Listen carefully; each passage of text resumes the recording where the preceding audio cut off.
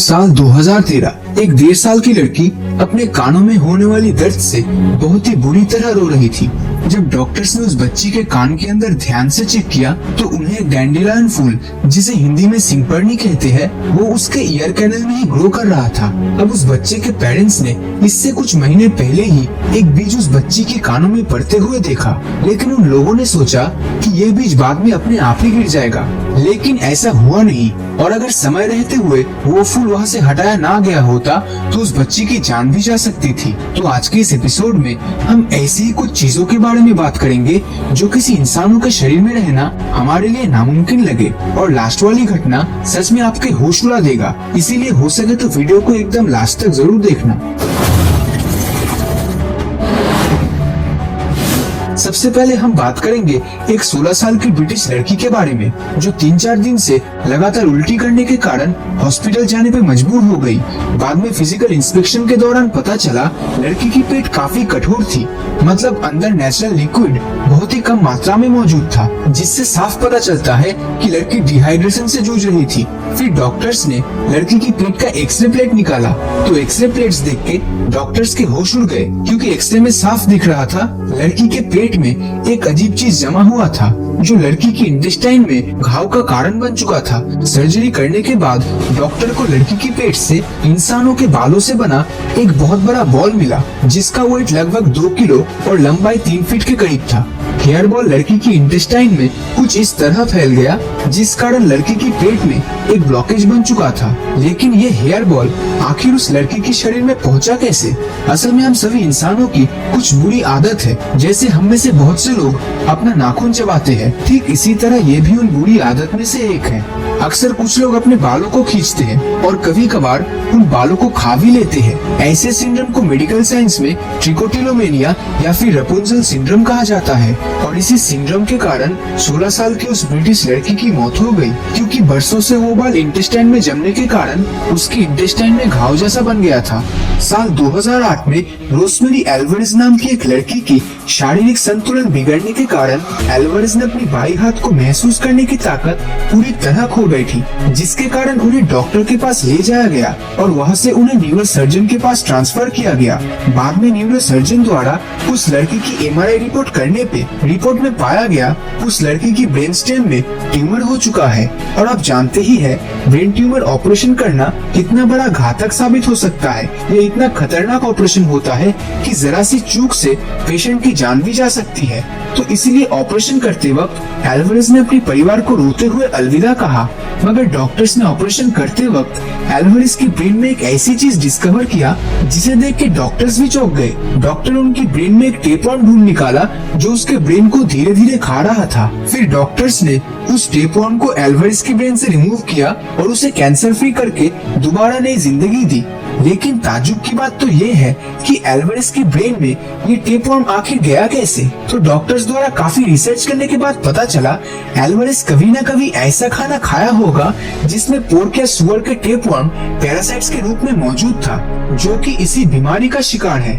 Doctors इंसानों के शरीर से अननेसेसरी ऑब्जेक्ट्स रिमूव करता है, ये तो आप सभी ने सुना होगा। लेकिन काफी सालों से डॉक्टर्स ऑपरेशन करते वक्त ऑपरेटिंग इंस्ट्रूमेंट को पेशेंट के शरीर में ही छोड़ रहे हैं। कभी कभी डॉक्टर्स सक्सेसफुल ऑपरेशन करने के दौरान इंस्ट्रूमेंट गिनने की गलती कर बैठते हैं और पेशेंट के शरीर में कुछ न कुछ इंस्ट्रूमेंट छोड़ जाते हैं।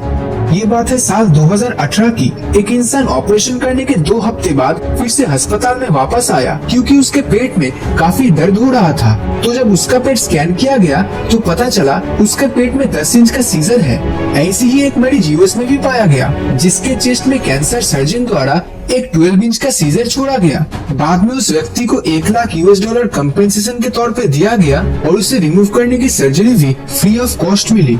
अगर एक मेडिकल इंस्ट्रूमेंट चिंता का कारण बन सकता है तो सोचिए एक ही पेशेंट में 2 मेडिकल इंस्ट्रूमेंट होने से क्या हो सकता है। साल 2000 में एक 59 साल के पेशेंट के इंटेस्टाइन में 4 साल से एक 6 इंच का सर्जिकल क्लैंप इंटेस्टाइन में फंसा हुआ था। फिर उसी क्लैंप को रिमूव करते वक्त डॉक्टर्स ने काउंटिंग में फिर से गलती की और क्लैंप को बाहर निकाला, लेकिन डॉक्टर ने अपने दूसरे क्लैंप को पेशेंट के अंदर ही छोड़ दिया।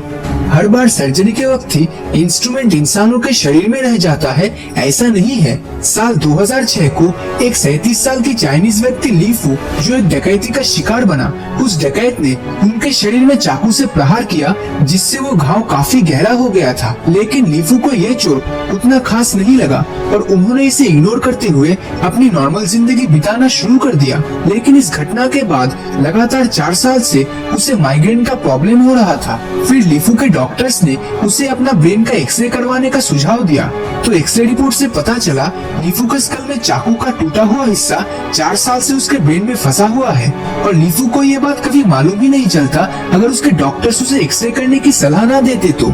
लेकिन अगर इसे रिमूव ना किया जाता तो भविष्य में यही चीज ली फू की जान भी ले सकती थी। और सबसे आखिरी घटना जिसका आप सभी को इंतजार था। हर बार चौंकाने वाली चीजें बाहर से शरीर में प्रवेश करेगा ऐसा जरूरी नहीं है। कभी कभार खतरनाक जीव शरीर के अंदर ही ग्रो करता है।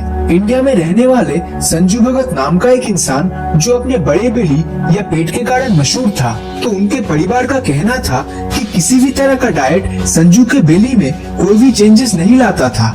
लेकिन 36 साल की उम्र में अचानक एक रात को उन्हें सांस लेने में बहुत प्रॉब्लम हो रहा था। बाद में उन्हें डॉक्टर के पास ले जाने के बाद पता चला उनके पेट में एक ट्यूमर है, जो समय के साथ काफी बड़ा हो चुका था, जिसके कारण डायफ्राम में प्रेशर पड़ने से सांस लेने में दिक्कत हो रही थी।